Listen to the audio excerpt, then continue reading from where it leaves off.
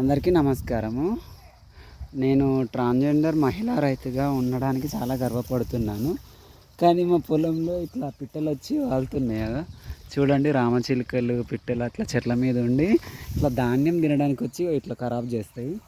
ఇట్లా కాకపోతే ఏంటంటే వాటి ఆహారం కోసం అవి వస్తాయి.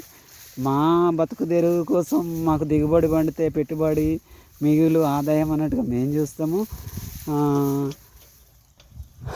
వాటి అవసరం వాటిది, మా అవసరం మాది. రైతులుగా ఎంత కష్టపడ్డామో రైతులకే తెలుసు, అది అన్నం తినే వాళ్ళకే తెలుసు. అలాగే ప్రభుత్వాలు కూడా ఒక రైతుల కోసం ఓన్లీ ఒక రైతు రుణమాఫీ చేసినారు, అది కూడా అందరికీ చేయలేదు. అలాగే రైతు బంధును కాస్త రైతు భరోసాగా ఖర్చు అది ఇవ్వట్లేదు. అలాగే ఇంకా చిన్న తరహా పరిశ్రమలు అంటే డైరీ, పౌల్ట్రీ, ఫిషరీస్, అది ఉద్యాన పంటలు అంటే మామిడి తోటలు అవి ఎంకరేజ్ చేయట్లేదు. ఇట్లా రైతులకు ప్రభుత్వం చిన్నచూపు చూస్తుంది.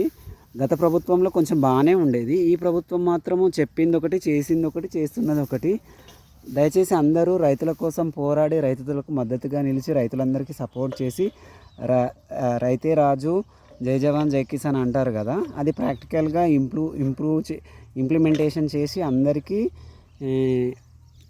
అందరి అభివృద్ధిలో రైతును కూడా భాగం చేయాలని కోరుకుంటున్నాను.